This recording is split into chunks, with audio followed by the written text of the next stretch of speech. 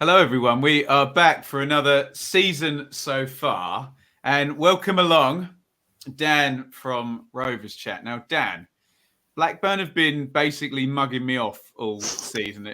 So let me explain my rationale and you can react to this. So 15th place last season, right? Relying on sort of a couple of lone centre-backs towards the end of the season. Obviously, Harvey Elliott was very good at the start of the season, then tailed off a little bit. Your most creative player is, bless him, having his second long-term injury. And we all know that you're going to sell the guy who scores all your goals. So forgive me for assuming that from 15th, Blackburn will probably be either across or lower. It all makes sense in my head. But up until a couple of games ago, they're actually in the playoff spots, weren't they? But a very decent start from Blackburn, who are 8th, 16 from 11 games. How do you explain that then? And why was I so far wrong? To be honest, it wasn't just you were wrong. I think every Blackburn fan predicted it. 18th or 19th. Relegation were talked about. I can't really explain it. It's you, like you say, you lose your 30 goal a season striker.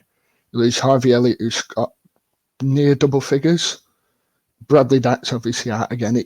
It doesn't make sense, and I still don't think it makes sense now. It's just been a brilliant start, and barring them last two games, I think we've been a really good side, and we've matched anyone.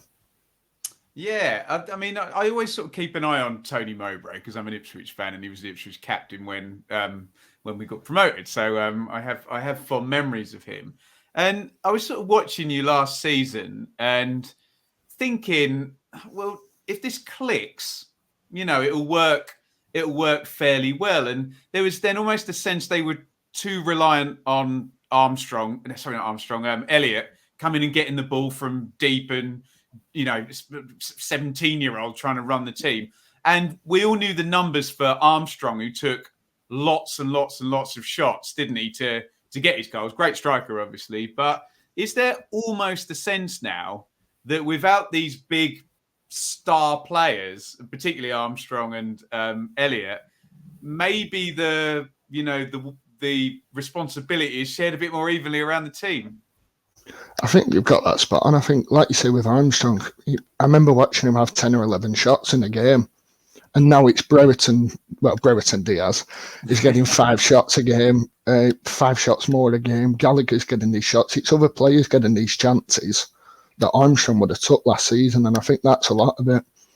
I think Mowbray's always spoke about these wide strikers, as he calls them, Gallagher, Brereton, even Dolan at the touch. He's always spoke about them getting involved, and I think this year we're seeing these wide strikers can do it, but if your striker's having 11 shots a game, there's not much left for these other two. So I think it's exactly that. I think the loss of Armstrong's obviously bad because you've lost 30 goals, but it's good because now these other players are now stepping up and showing I can do what he's done, as you can see by Diaz.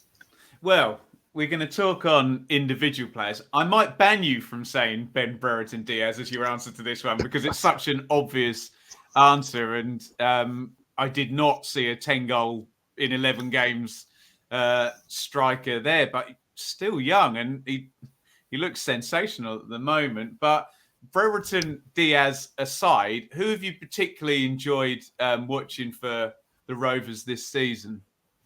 Well, when I saw this question, I actually thought I'll avoid Diaz. Daniel Ayala. I think really? It has to be Daniel Ayala. Yeah. Interesting.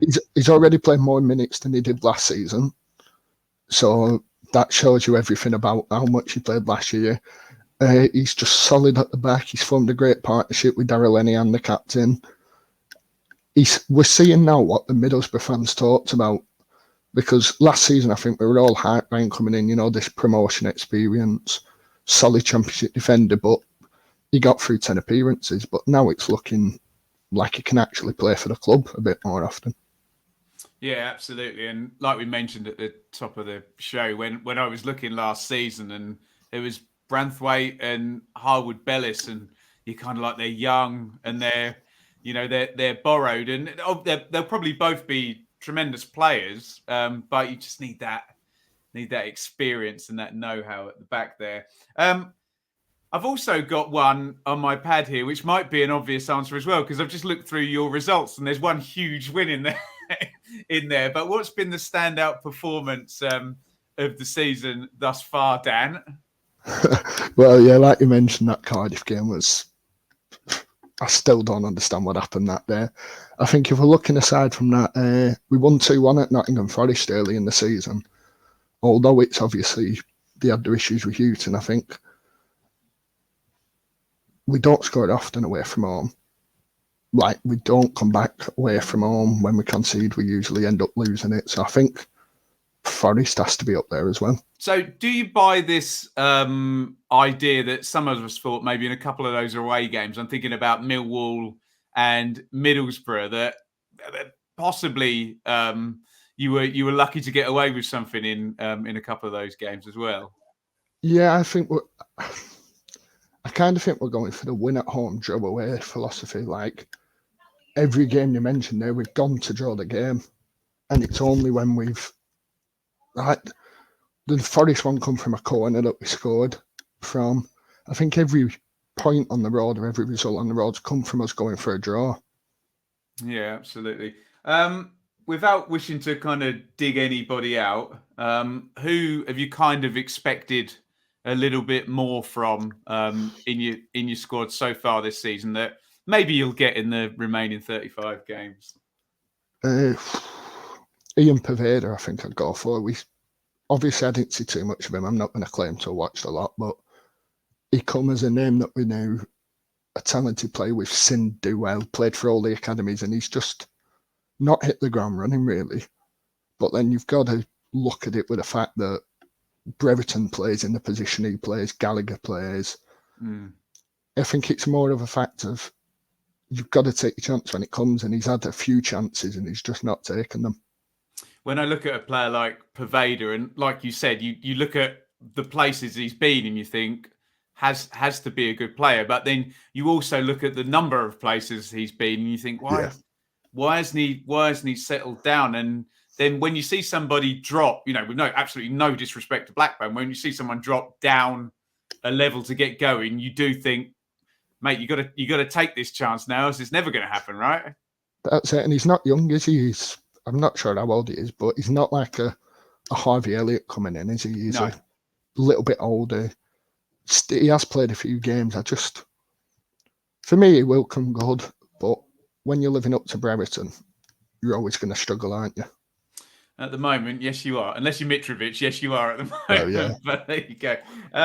So I've been asking everybody as well, higher or lower? And I'm talking about if we were to sit here at Christmas time, and Blackburn are currently in 8th, which I'm sure you'd probably take not at Christmas time, but in May as well. But did the odds say you might be a couple of positions lower, or could Brereton Diaz fire you one or other higher? What I would say before you answer, Dan, is I'm seeing a lot of kind of overachievers in the top half, and not many teams I think are going to just zoom through into the playoffs yet. So maybe it is open. Yeah, it is a tough one. I think we will be lower, but I don't think we'll be much lower because we do have all the players coming back now. Like, this break's probably come at the best time it could have in terms of the amount of players coming back. But I think the depth's the worry for me. Like, you've got Stoke with Tyrese Campbell coming back. We don't have one of them waiting on the side. I think